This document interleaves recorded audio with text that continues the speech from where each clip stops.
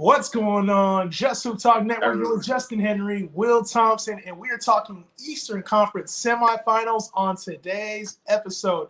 We got the Milwaukee Bucks and the Brooklyn Nets, man. And this is going to be a very interesting matchup. Two heavyweights, clash of the Titans. Cannot wait to talk about this one. But before we do, make sure you guys like, subscribe, and share the channel. We're a growing network. We have some awesome shows here and more on the way. A lot of new things to come. Stay tuned. We have some major updates coming here very soon.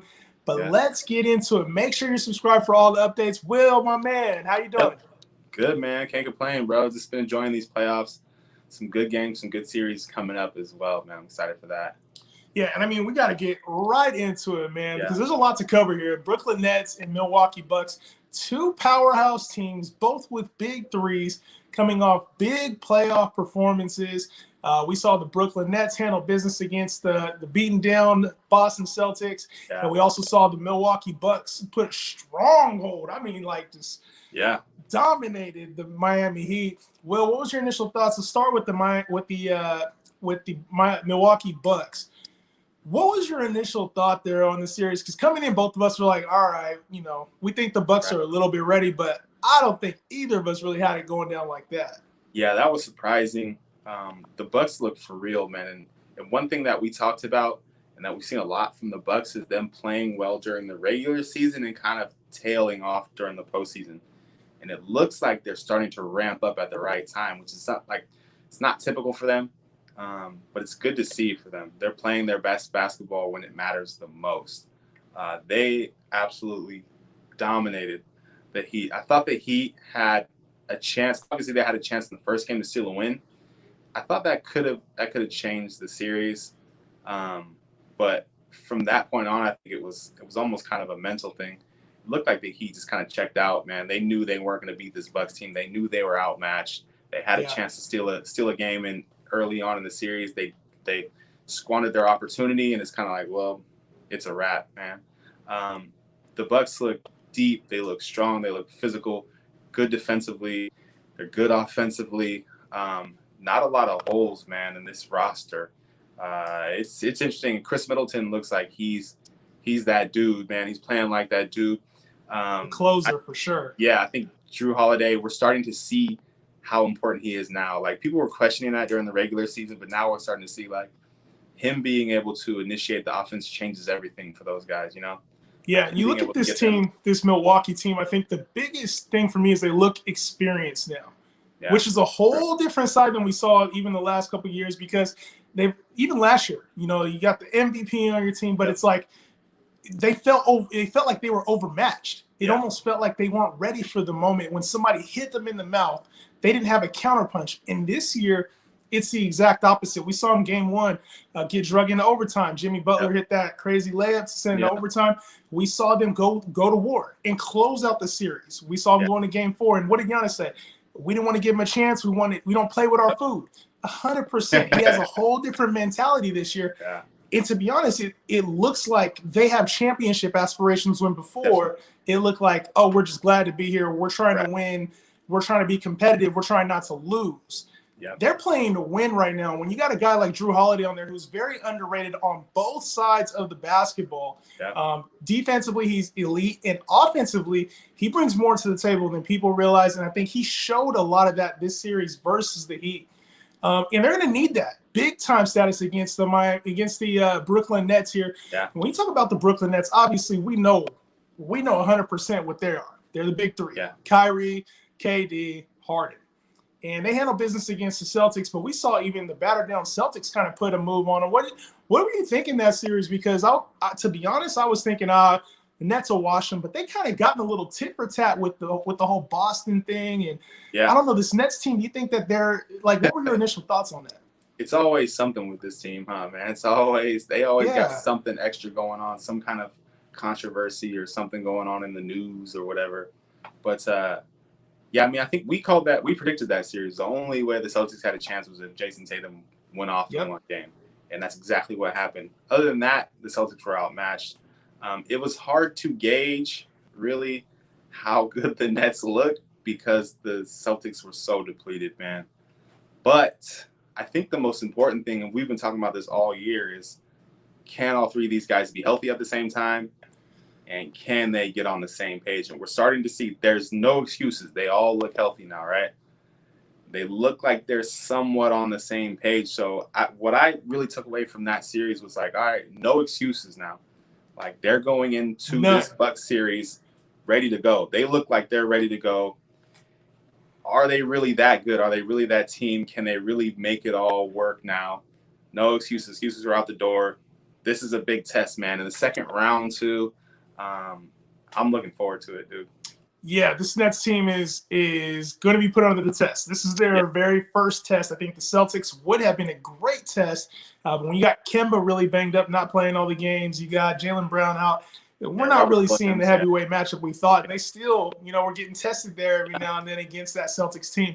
But when you look at the big three and how they performed, I think they got a series to kind of iron some things out, to play together, to get a little cohesive.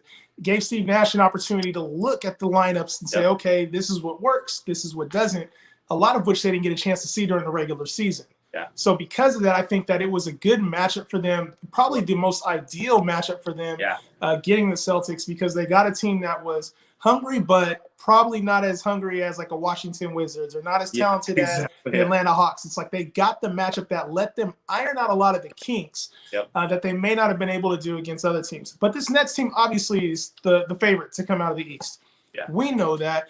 Let's get into this matchup and talk about really just kind of the strengths of both of these teams and where there might be some deficiencies and opportunities for obviously the underdog Milwaukee Bucks to make a move. And let's start with the Nets. Obviously, we know the strengths of the Nets lies in their big three. What do you think is the key for this team in order to make sure that they do handle business and take care of the series? I mean, I think one thing that stood out to me in the Celtics series was Robert Williams and how effective he was able to be, especially in game one. I think game one and game two, he played really well. He gave them fits, man. Robert Williams is 6'9" at the most. Like maybe 6'10", and he was able to feast down low, and they were able to get to the basket and throw all kinds of lobs to him and all kinds of crazy stuff. And so I still think they have a problem dealing with size, man, like with bigger players. And they're going to see some size with the Bucks. So defensively is the big question, man. Can they stop?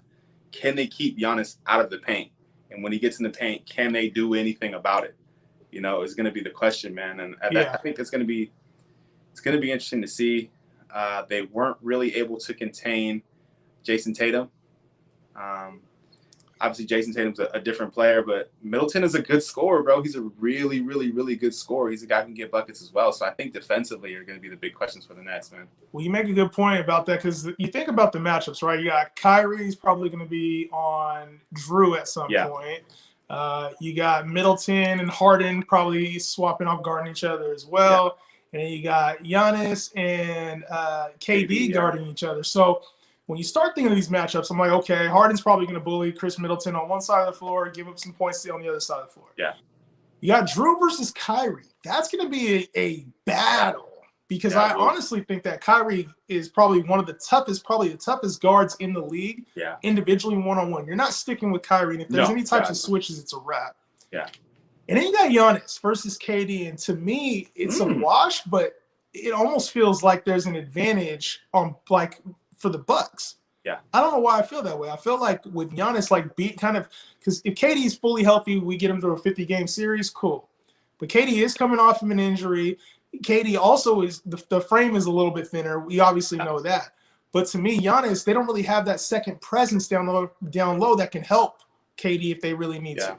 And that's the worst thing that could happen in this series, which is going to be one of my weakness points, is if KD gets in foul trouble versus Giannis, this team is in trouble. They need to have him available down the stretch. And one of the things for the Bucks, obviously they have, you mentioned the big play. Robert Williams really taking advantage of the Nets down low. Brook Lopez is okay down low, but he's more of a stretch the floor kind of guy. Yeah. Bobby Portis is okay. He'll probably bang a little bit, but he's even a little bit more mid-range than he is just beat guys up down low. He's not they don't have an Embiid. They don't have just a big guy down there that's going to go to work. And so it almost plays into the Nets' hands when you got Blake Griffin out there and you got Nick Claxton who can defend, play rangy. What do you think about that aspect of it? Because there's not really a true, outside of Giannis, there's not really a true big threat on this team. Yeah, there's not a back-to-the-basket guy. There's not a screen and roll lob type of guy.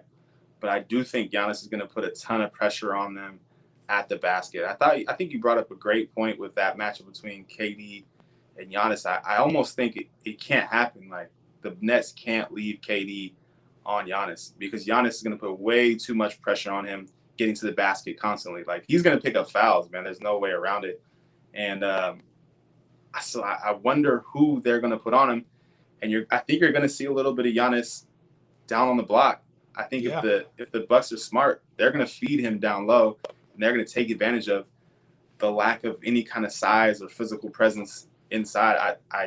They have no chance if they try to put Blake Griffin on Giannis. He's going to feast, man. So, well, I think that's going to be the key to the series, because when you got these guys playing a little bit more minutes and you're stretched so thin offensively with both of these teams, they're going to have to put up points. First to 115, 120 is probably going to have the advantage. But when you're thinking about foul trouble, this is the type of series where foul trouble makes a huge difference, because you got KD on the floor late in the game, you're good. You got Kyrie on the floor late in the game, you're good.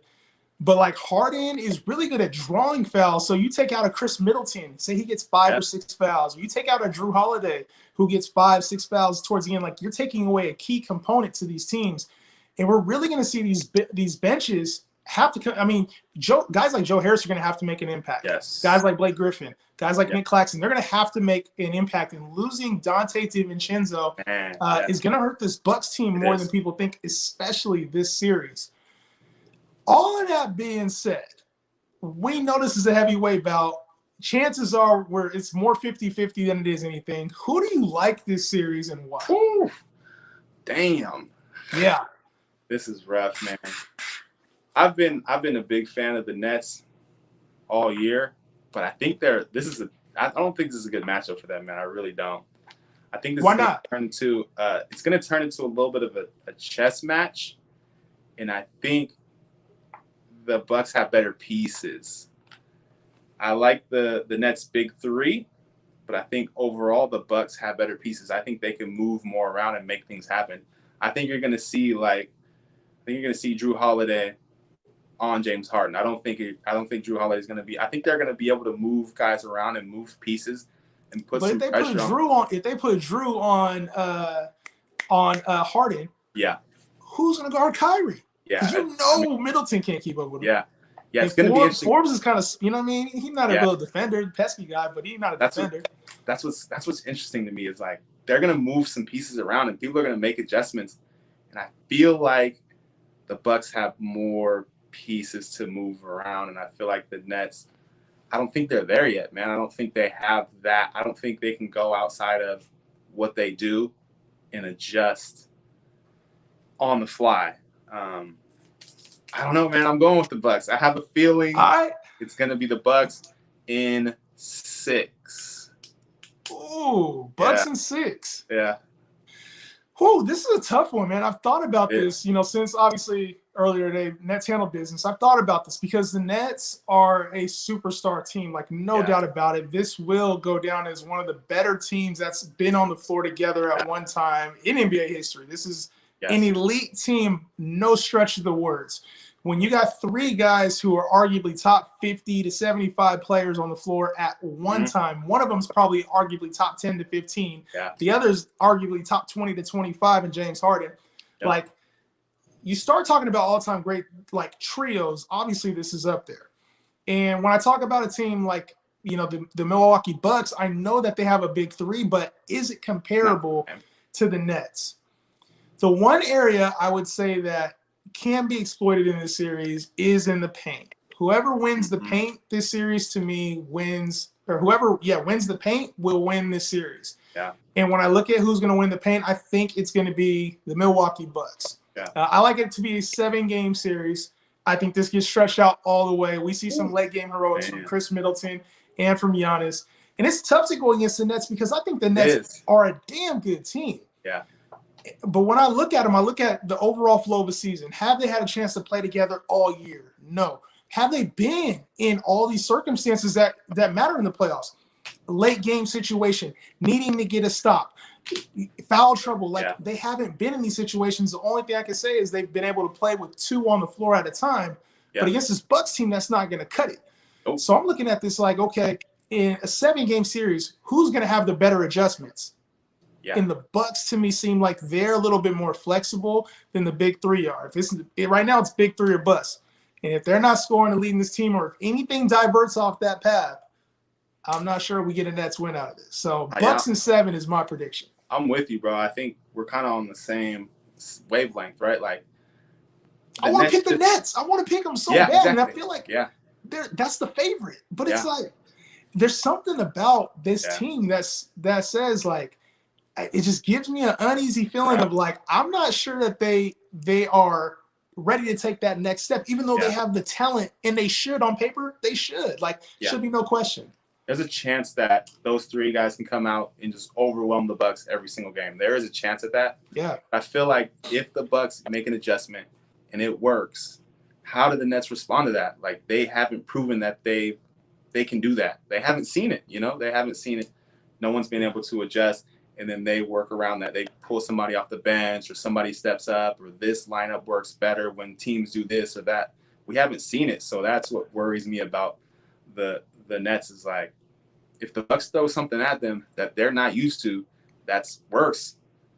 What are they going to do, man? Like, they're making it up on the run, Like, that's tough to do in the playoffs.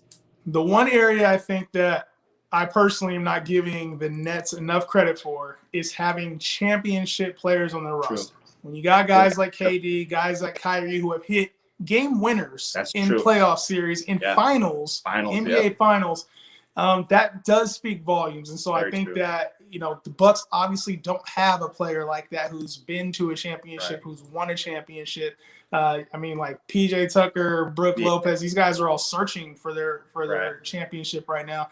And I think that could be the determining factor, man. That could be just having the X factor of experience and championship experience is going to make a huge difference for this team. So if they win, I think that'll definitely be a big part of it. Having 2 guys that can hit the big shot instead of just 1 on the floor really will make a difference. Yeah, dude. 2 and shit, damn near 3, man. This is gonna be a great series, man. This is gonna be a lot of fun. This feels I'm excited. Let us know you guys' thoughts in the comments. Finals, you guys rocking with the Brooklyn Nets, or you rocking with the Milwaukee Bucks, and let us know how many games too. We made a lot of statements on here, a lot of bold statements. So let us know where we messed up and if you guys agree with us or not. Remember to like, subscribe, share the channel. Just HoopTalk. Another edition in the books. We're out. Peace.